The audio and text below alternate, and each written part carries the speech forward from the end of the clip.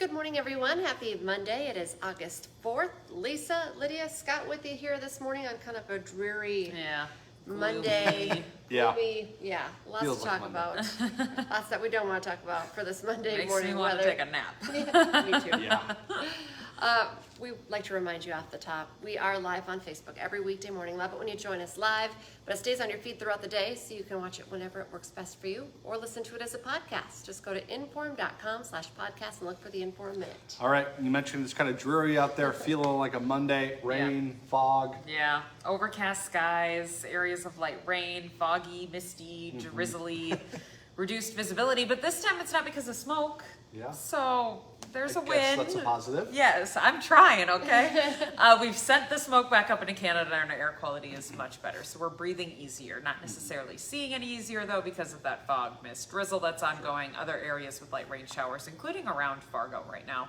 Those spotty showers stick around today. They're off and on. It won't rain all day long, but it just kind of has that dreary, damp feel. Yeah. Temperatures are a little bit cool today, 60s to near 70, but with all of the mugginess, it doesn't necessarily feel like that crisp, cool fall feeling. That's lacking because of that mugginess that has moved in.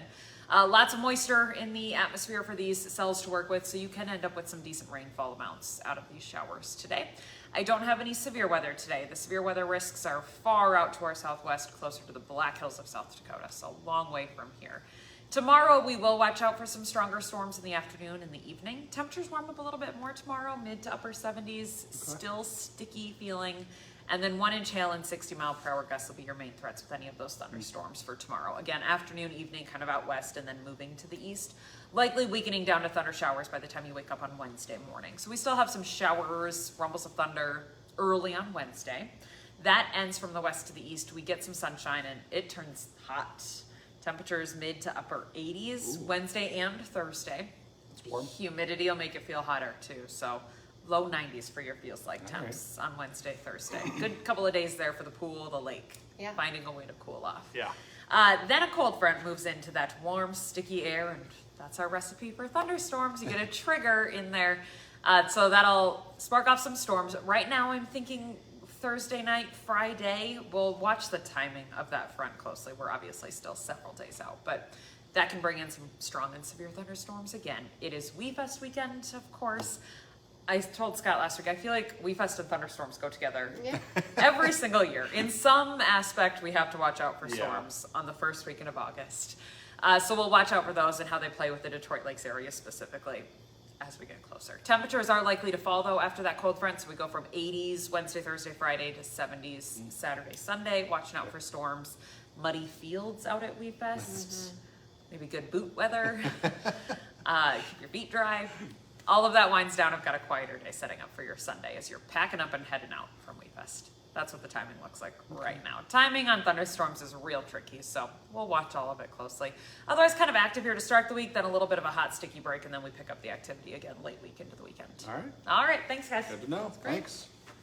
Okay, well, this morning, Fargo police are asking for your help finding a suspect in a weekend shooting that left one person dead and 2 hurt. Police are looking for 22-year-old Tyreek Jones. His picture is posted not only on inform.com, but also on the Fargo PD's website or Facebook page. If you know anything about where he could be, you're asked to call dispatch. You can also text a tip, get them any information you can.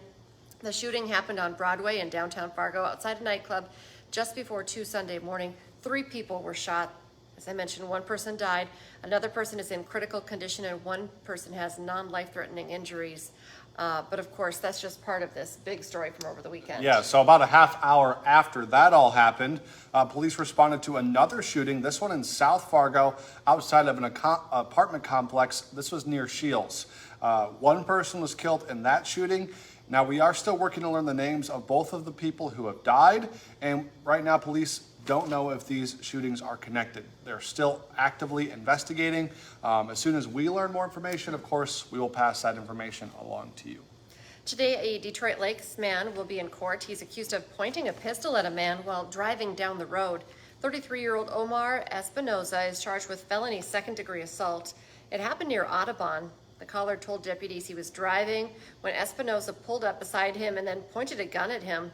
Espinoza later admitted that he had a pistol in his glove compartment, but denied pointing a gun at anyone.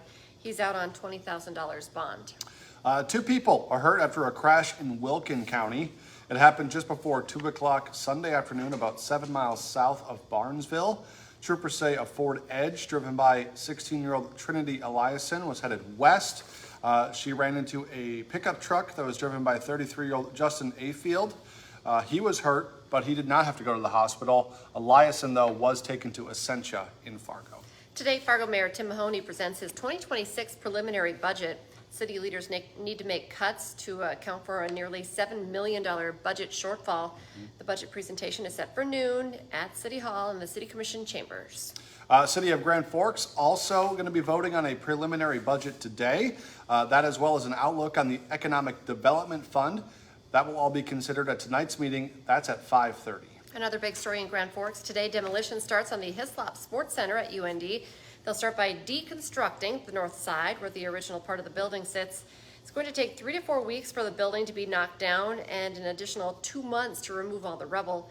After that's done, they'll start construction on the new STEM building.